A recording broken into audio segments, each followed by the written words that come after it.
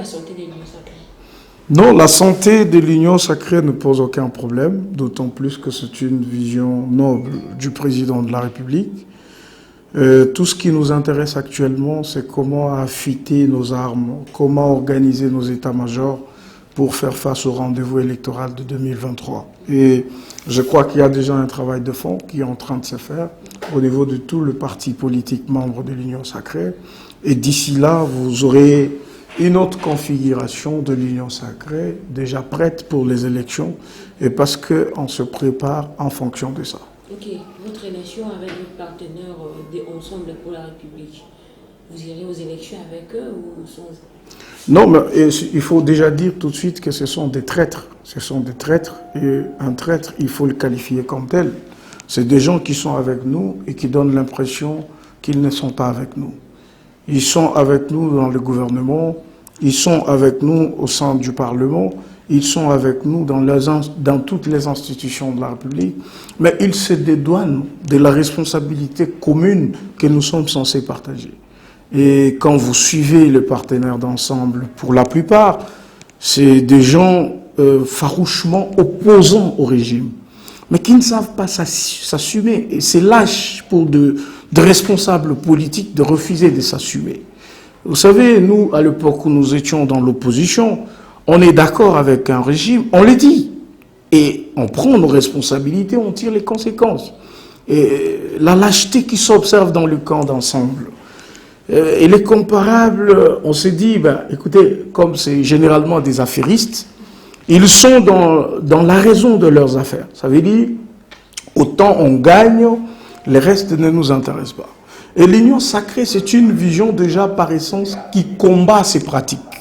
Ça veut dire que quelqu'un ne peut pas venir dans l'Union sacrée avec des petits calculs politiciens qu'il se fabrique dans sa maison, avec des rêveries qu'il se fait, avec tout ça, et il passe. Non. L'Union sacrée, c'était pour lutter contre la mauvaise gouvernance. C'est ça la vision. L'Union sacrée, c'est l'instauration d'un état de droit. C'est vrai que ce sont des gens qui n'ont rien à voir avec l'état des droits, avec la justice. C'est des leçons qui leur dépassent au-dessus de la tête.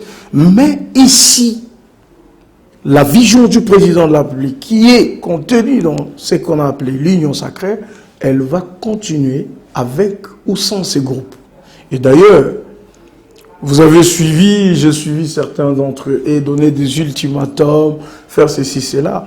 Beaucoup de gens, même d'ensemble, ont déjà adhéré à cette vision du président. Et donc, je vais apaiser les Congolais partout où ils nous suivent. Ils doivent comprendre que cette vision du président ne souffrira d'aucun obstacle. Et si les affairistes décident de partir, eh bien, les convaincus resteront. Et nous ferons la bonne marche. Ok, mais c'est ce que vous dites, la bonne gouvernance et tout ça. Mais c'est ce qu'ils ont dit. Quel est le mal à ce que Olivier Kamitatou a dit pour le respect de la Constitution? Non, mais écoutez, Olivier Kamitatou doit arrêter de confondre les époques. Il y a eu des époques où Olivier Kamitatou était à la manœuvre pour un pouvoir et il cherchait à maintenir ce pouvoir-là, au-delà même des délais constitutionnels. Tout ça a changé. Moïse Katumbi était avec l'ancien régime de Joseph Kabila. Ils se sont qualifiés entre eux de traîtres et de Judas. Nous connaissons l'histoire. Ça ne nous a jamais intéressés. Mais ici, nous sommes dans ce que nous appelons vision du président avec eux. Comment voulez-vous, madame, si on doit être responsable, comment voulez-vous que vous êtes avec nous au gouvernement? Ça veut dire, nous co-gérons la République ensemble avec vous.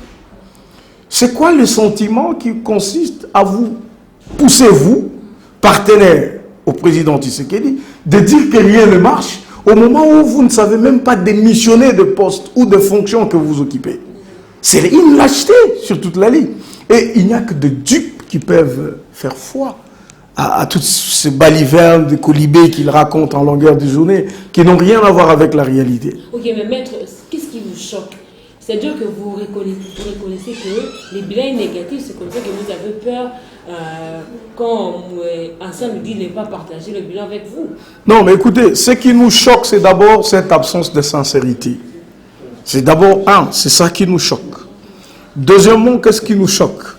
Ce qui nous choque, c'est qu'on est en face de partenaires, lesquels partenaires refusent de s'assumer, refusent de prendre leurs responsabilités. Ce qui nous choque, c'est quoi? C'est que nous avons des partenaires qui racontent de mensonges devant le public. Lesquels mensonges? Ils disent, il n'y a rien de bon qui peut sortir de notre régime. Il n'y a rien de bon qui est fait au moment où nous sommes ensemble avec eux. On ne va pas les rappeler parce qu'ils sont avec nous au gouvernement. Ils ont un grand ministère, c'est le ministère du Plan. Ils pouvaient demander au ministre du Plan quelles étaient les projections pour le pays, qu'est-ce que le pays a trouvé et où est-ce que le pays se trouve. Ne fût-ce qu'avec leur ministre du Plan. Ils ont les affaires étrangères, ça veut dire les relations, la gestion de la diplomatie congolaise et entre le MED ensemble pour la République. Ils gèrent le transport de la République. Ils sont partout dans le transport. Vous avez vu autant de décisions qui ont été prises en cette matière. On ne va pas parler de l'enseignement supérieur universitaire. On ne va pas parler de tout ça. Ils sont avec nous. Maintenant qu'ils sont avec nous, maintenant qu'ils font tout ça avec nous, comment voulez-vous qu'ils disent que rien ne marche? Et il va pas et au même moment, ils disent... partager les bilans avec vous. Mais écoutez, mais c'est quoi? On tire des conséquences. Ça veut dire on dit on quitte les gouvernements. C'est responsable. On dit on dépose la démission. C'est responsable. On dit on quitte l'Union sacrée. C'est responsable. Mais on dit que Moïse Katumbi n'est pas vraiment avec ces gens-là qui sont dans le ministère. Moïse Nzangue, il a dit déjà, il n'est plus ensemble et tout ça. Moïse Katumbi, oui, c'est ce que je dis. Moïse Katumbi, on connaît ses jeux. Ça ne commence pas d'aujourd'hui. Il faut le suivre dans ce qu'il fait comme affaire. Combien de gens il a dupé? Vous allez vous en rendre compte. Il faut suivre partout où il est passé. Quel est le témoignage qu'il a laissé? Allez partout. Non, écoute, on se décide pour l'unité du Congo, pour la vie de la République. On se décide de se mettre ensemble. Même avec des démons, on peut pactiser. Quand il faut faire l'unité du pays, quand il faut parler à l'intérêt de la République. Voyez-vous? C'est quelqu'un qui a... Il était un apatride, sans nationalité, il faut le dire. Pourquoi? Parce qu'il en a amassé autant qu'il ne savait même pas justifier de quelle nationalité il est. Il était comme ça, délaissé par Joseph Kabila. Et il fallait que Félix Tshisekedi arrive pour lui donner l'identité congolaise. Voyez-vous? Il est revenu au pays, nous l'avons reçu comme tel. Regardez ce qu'il fait. Il suffit juste de le suivre. Et on comprend que Kabila, en réalité, n'avait pas tort de l'appeler Judas. Ça se comprend maintenant. Voyez-vous? Alors, on a encore un peu de doute, parce qu'on n'a pas encore suivi la personne. Voyez-vous? Mais on sait lire, on connaît sa manière de fonctionner. Il agit à travers des gens parce qu'il a peur de s'assumer lui-même. Vous voyez? Et on ne va pas parler des choses qu'il prend, qu'il pique aux gens. On ne va pas parler de tout ça. Tout ça est connu. On vous a dit qu'il y a des dossiers qui existent. Il fallait qu'un président qui a un cœur d'unir les Congolais arrive pour dire, malgré tout ce que les gens racontent sur lui, malgré tout ce qu'il fait aux gens, on peut pactiser, on peut se mettre ensemble et on peut sauver la République. Ok, qu'est-ce qui sera la suite alors après tout ça? Non, mais la suite, elle est connue. On est venu dans l'Union sacrée sans être appelé. On n'irait pas comme on est venu. Ça ne va inquiéter personne. Ils sont venus eux-mêmes. Ils doivent quitter eux-mêmes. Ils attendent que quelqu'un leur dise, monsieur, quittez. Personne ne leur dira ça. Ça va continuer de le rendre lâche jusqu'à la fin. Ok, merci beaucoup de nomination en nomination. Beaucoup de gens critiquent de gens qui sont nommés et disent que beaucoup sont ceux-là qui n'ont pas combattu. Très heureux de vous retrouver à ce nouveau numéro de votre émission Écho des partis politiques et associations. Ravi encore de vous retrouver pour ce numéro avec beaucoup de demandes de politiques, de partis politiques sur la question électorale. Nous sommes dit on doit descendre sur terrain, avoir des gens calés à la matière pour savoir un peu plus sur ce qui se passe sur l'organisation des élections. C'est comme ça que nous avons contacté M. Jean-Baptiste Itipo, directeur de la communication de la centrale électorale ou de la CENI, pour échanger avec lui savoir un peu plus sur l'organisation des élections et puis s'il y aura exactement élections dans les délais constitutionnels. C'est comme ça, j'ai en face de moi M.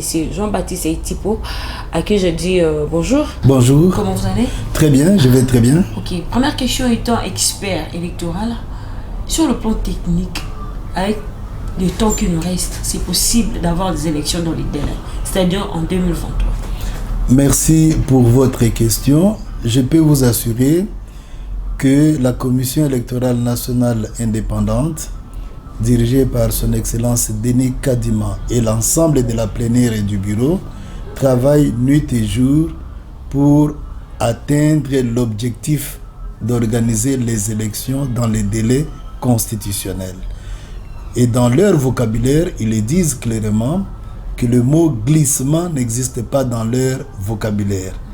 Son Excellence le Président de la CENI l'a répété plusieurs fois devant les mandataires des partis politiques et regroupements politiques qui ont pris part au cadre des concertations avec la CENI, c'était récemment au Palais du Peuple. Et je pense qu'il n'y a pas meilleure assurance que celle qui est donnée par son Excellence, Monsieur le Président de la CENI.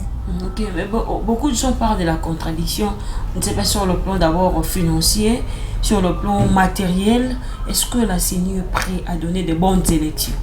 Vous savez, c'est vrai, lorsque la CENI a rendu publique la feuille de route du processus électoral 2021-2027, cette feuille de route a été suivie de quelques contraintes majeures qui ont été relevées par la Commission électorale nationale indépendante.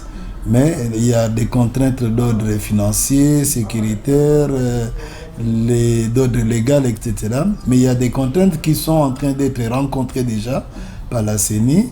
Le gouvernement de la République joue sa partition. Le Parlement a joué son rôle en mettant à la disposition de la CENI les textes des lois nécessaires. C'est vrai que le pays traverse une situation sécuritaire difficile, mais il y a les autorités compétentes qui travaillent dessus et nous prions que tout se passe très bien pour que nous ayons ces élections dans les délais constitutionnels. Et je voudrais profiter pour dire que la sécurité, c'est l'affaire de tout le monde. Nous tous, nous devons avoir comme préoccupation essentielle que notre pays retrouve la paix à l'est, à l'ouest, au nord et au sud, de manière à ce que tous les Congolais où se trouvent sur le territoire national puissent participer librement à ces élections que nous attendons tous. Mais beaucoup de gens restent sceptiques par rapport jusque-là, il n'y a pas un calendrier électoral. Est-ce que ne pas donner le calendrier au temps voulu, ça peut handicaper la tenue des élections? Vous savez, madame, en matière d'élection, il est très difficile d'obtenir l'unanimité. L'unanimité, c'est vraiment difficile. L'inclusivité, on peut facilement tenir cela. Le calendrier, en fait, c'est quoi le calendrier électoral? Le calendrier, c'est un ensemble, disons, des dates précises et qui reprennent des événements, des opérations, des activités précises qui doivent être organisées à ces dates-là. La CENI a rendu publique la feuille de route qui reprend les mêmes activités que nous attendons tous dans les calendriers, mais cette fois-ci, ces activités sont exprimées en termes de période.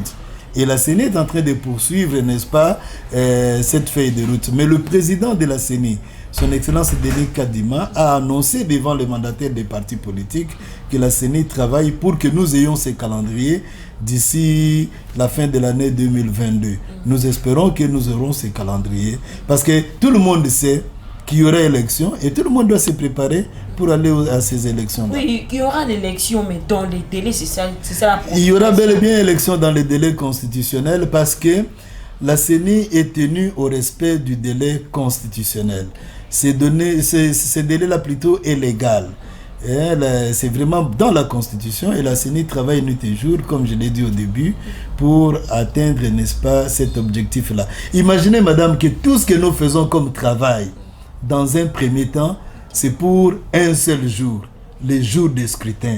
Et j'ai ici en tête la phrase de M. l'abbé Apollinaire Malomalou, paix à son âme, qui disait dans les contextes de notre pays, les élections se préparent durant longtemps, mais le vote se joue en peu de temps. Et c'est ça ce que nous faisons. Toutes les activités, toutes les opérations, la logistique, la formation, la sensibilisation. Vous voyez le temps que tout cela prend. Mais c'est pour atteindre un seul jour, le jour des scrutins. Ok, Monsieur Jean-Baptiste, plusieurs personnes condamnent votre façon de faire les choses, notamment l'opération de la cartographie qui vient avant l'enrôlement. Pourquoi ça? Oui, très bonne question. Mais je pense que les gens font l'amalgame. En matière électorale, nous avons plusieurs cartographies. Nous avons la cartographie des centres d'inscription, nous avons la cartographie des sites de vote, nous avons la cartographie des bureaux de vote, nous avons même la cartographie des acteurs non étatiques, des écoles, etc. Ce que la CENI a fait, et on a toujours procédé de la même manière depuis 2006. Nous voulons installer des centres d'inscription qui sont appelés à recevoir les Congolaises et les Congolais pour l'enrôlement, pour obtenir la nouvelle carte d'électeur. La CENI est en droit de savoir où est-ce qu'elle doit placer ces centres d'inscription. Vous me direz qu'il y a des centres d'inscription qui ont existé, mais le dernier enrôlement, madame, il a été réalisé de 2016 à 2018. Exactement le 31 juillet 2016, le président sortant, Corneille Nangaa, a lancé l'enrôlement des électeurs à Gbadolite, dans la province du Nord Kivu. Et le 31 décembre 2018, cet enrôlement a été clôturé dans l'espace Grand Kassai, qui a été frappé par le phénomène Kamwina Nsapu. Ça fait aujourd'hui plus de 5 ans, disons 5 ans, bientôt 5 ans, que les Congolais ont été enrôlés. Ils ont été identifiés. Ce qui signifie qu'il y a des gens, beaucoup de gens d'ailleurs, qui ont changé d'adresse. Ils peuvent être toujours à Kinshasa. Il habitait Kintambo, il est maintenant à Kimbanseke. Il a changé d'adresse. Il y a des gens qui sont décédés. Mais entre-temps, il y a de nouveaux majeurs. Des gens qui n'avaient pas 18 ans, mais qui ont aujourd'hui 18 ans. Et la CENI est en droit de savoir où est-ce que je vais installer les centres d'inscription pour enrôler et identifier les Congolaises et les Congolais. C'est ça ce qu'on appelle la cartographie des centres d'inscription. Et elle vient avant l'enrôlement. On ne peut pas commencer par l'enrôlement et chercher ensuite où est-ce que les gens... Non, ceux qui critiquent ça, ce sont des gens qui n'ont pas de notions assez fortes sur le plan de l'organisation des élections. Et malheureusement, ils sont là, ils disent, ils sont écoutés par tout le monde, mais on a toujours procédé comme ça, avec M. l'abbé Apollinaire Malumalu en 2005-2006.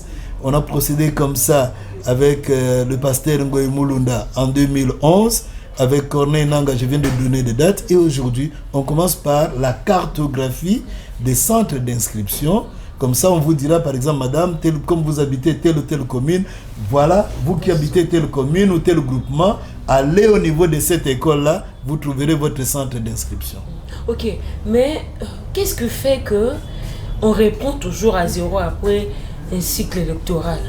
Parce qu'il y a d'autres personnes, on dit par rapport peut-être au matériel et tout, on avait déjà fait les élections, peut-être 5 ans, il y a ceci qui est resté, c'est là qui manque. Mais pourquoi on revient toujours à zéro? Non, vous savez, le contexte de notre pays est difficile. Je peux vous évoquer un seul cas. Par exemple, l'enrôlement des électeurs. Ça coûte effectivement de l'argent à la République. Mais est-ce que nous avons l'état civil? Si nous avions dans les pays un état civil qui fonctionne, la CENI n'allait pas tirer, trimballer partout des kits d'enrôlement pour chercher qui a l'âge de voter, qui ne l'a pas. On allait puiser simplement dans l'état civil et on prendrait la liste des électeurs et on avance. Madame, moi je viens d'observer les élections en Angola, les toutes dernières élections en Angola. L'Angola n'a pas actualisé les listes électorales. Ils sont allés voter avec les listes électorales de 2017. Mais là-bas sur place, chaque Angolaise et chaque Angolais en âge de voter dispose soit de sa carte d'électeur, soit de sa carte d'identité. Mais nous n'avons pas de carte d'identité. Toi, par exemple, je crois que, avec tout le respect, tu n'as jamais obtenu une carte d'identité. La dernière carte d'identité date de l'époque de Mobutu. Vous voyez, voilà pourquoi le gouvernement, cette fois-ci, a lancé, n'est-ce pas, la mutualisation des forces, la mutualisation entre la CENI, l'ONIP et l'INES, pour que demain ou après-demain, nous ayons la carte d'identité. Vous voyez, ça pose problème. Alors, les kits d'enrôlement, c'est vrai qu'il a existé des kits d'enrôlement, mais dans quelles conditions se trouvent les entrepôts de la CENI en province? Vous avez appris qu'il y a des entrepôts qui ont pris feu. Vous avez appris qu'il y a eu des cas de vol. Et donc, il y a la CENI, dirigée par son Excellence Denis Kadima, a déployé sur terrain des missions de contrôle physique, d'inventaire physique du matériel. Et on s'est vite rendu compte qu'à tel ou tel autre endroit, ce matériel n'est plus en bon état, parce qu'il a été gardé comme ça pendant 5 ans sans fonctionner, que ce matériel a été volé à tel ou tel autre endroit. D'ailleurs, il y a des poursuites quant à ça. Et donc, il faut renouveler le matériel. Il faut renouveler le matériel. Mais si aujourd'hui notre pays arrive à mettre sur pied, n'est-ce pas, l'état civil qui fonctionne normalement et qui est à jour, nous allons éviter l'enrôlement et l'identification des électeurs. On dira, voici, on s'approche des élections, la CENI va aller vers le service qui gère l'état civil et ce service mettra à la disposition de la CENI la liste des électeurs, c'est-à-dire des personnes ayant 18 ans révolus qui peuvent aller voter.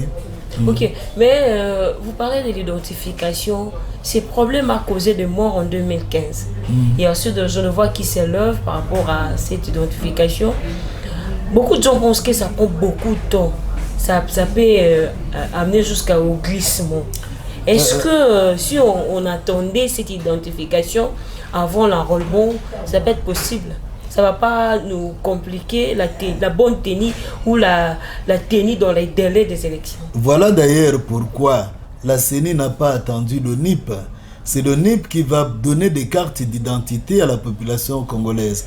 La CENI a dit à l'ONIP, moi j'ai un délai constitutionnel légal à respecter. Voilà pourquoi la CENI commence avec l'enrôlement des électeurs. C'est-à-dire la CENI va identifier et enrôler les Congolaises et les Congolais qui ont l'âge de voter, et la CENI remettra à ces gens-là, n'est-ce pas, la nouvelle carte d'électeur qui va leur permettre de voter.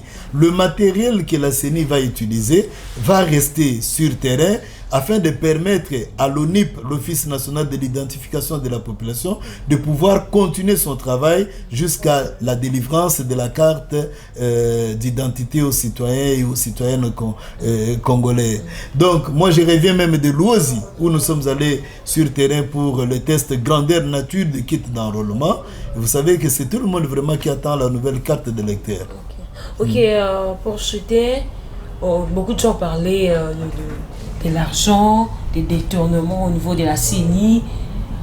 En un mot, vous pouvez rassurer la population qu'il y aura bel et bien élection en 2020. D'abord, pour dire ce que vous venez de dire, nous, on n'a jamais appris cela. Et il ne suffit pas de dire que tel a fait ceci ou tel. Il faudrait qu'il y ait des preuves. Vous savez qu'il y a plusieurs manières de discréditer un processus électoral. Les gens cherchent à discréditer, mais non, nous devons tous travailler. Les élections sont une affaire de souveraineté nationale. Tout Congolais, toute Congolaise où se trouve, nous devons tous travailler de manière à ce que nous ayons ces élections et des élections apaisées, crédibles, etc. Donc, nous pouvons, moi personnellement, je renvoie toujours à la parole d'honneur de son Excellence, Monsieur le Président de la CENI, qui a dit que la CENI travaille pour que nous ayons des élections dans les délais constitutionnel. Et vous nous trouvez ici au bureau, nous travaillons tous, nuit et jour. Au moment où je parle avec vous, madame, laissez-moi vous dire qu'il y a des équipes de la CENI qui sont partout dans les 5 pays qui ont été retenus pour l'enrôlement et l'identification des Congolais de l'étranger. Il y a une équipe qui a été en Afrique du Sud dirigée par son Excellence Madame le rapporteur. Une équipe maintenant est présente en France, à Paris. Elle est conduite par son Excellence le premier vice-président.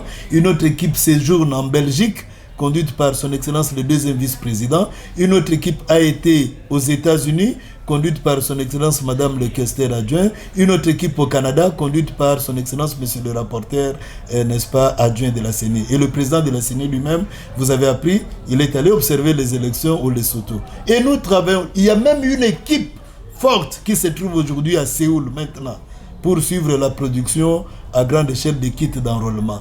Donc nous travaillons, que nous qui sommes ici à Kinshasa et nos collègues qui se trouvent dans les démembrements en province, au niveau des chefs-lieux de province et au niveau des antennes, nous travaillons dur pour que nous ayons ces élections dans les délais constitutionnels. Enfin, on vous dit que vous êtes vous n'êtes pas indépendant, vous êtes dépendant, et puis vous n'êtes pas à mesure de donner de vrais résultats que les Congolais font dans les îles. Bon, je pense qu'il faut attendre qu'on arrive au moment de la publication des résultats. Vous savez, l'indépendance, c'est dans l'action. Et la CENI est indépendante dans sa manière de travailler. Ça signifie que la CENI ne reçoit pas des injonctions d'une autre institution. La CENI travaille vraiment de manière indépendante. Et vous allez voir, vous voyez même il y a des pressions. CENI publie le calendrier. Mais non, la CENI va publier les calendriers. Et ça sera une décision de la CENI elle-même qui va publier les calendriers. Il n'y aura personne qui viendra dire à la CENI, publie le calendrier demain, ou sinon, bon, non. La CENI travaille de manière indépendante. Mais je profite également de votre micro pour demander, inviter à la population, le moment venu, que la population participe massivement à l'identification et à l'enrôlement des électeurs. Pourquoi? C'est pour une petite raison, une simple. Après l'enrôlement des électeurs que nous allons effectuer en 2022-2023, pour voter aux prochaines élections, il faut avoir la nouvelle carte d'électeur. C'est-à-dire la carte ancienne que nous avons obtenue en 2016 jusqu'en 2018 sera devenue caduque après l'enrôlement des électeurs. Et ça, c'est très important. Ok, est-ce que vous allez publier bureau par bureau? Parce qu'on a vu en 2018 avec Martin Fayulu qui réclamait à tout moment le résultat bureau par bureau. C'est même une obligation. La nouvelle loi électorale oblige, j'utilise bien le mot qui est dans la loi, oblige à la CENI de publier les résultats bureau de vote par bureau de vote et même au niveau des centres locaux de compilation des résultats. Donc c'est même une obligation légale. Si vous lisez la nouvelle loi électorale, madame, vous verrez que plusieurs fois le législateur dit la CENI est obligée de publier la cartographie. Par exemple, la cartographie, je crois, si j'ai bonne mémoire, c'est 30 jours avant la campagne. Et d'afficher les résultats bureau par bureau. Ce sont des obligations légales. Et la CENI est obligée, n'est-ce pas, de remplir cela. Ok, pour les gens qui parlent d'une loi électorale discriminatoire, qu'est-ce que vous pouvez leur dire? Bon, écoutez, cette question mérite d'être posée à l'Assemblée nationale.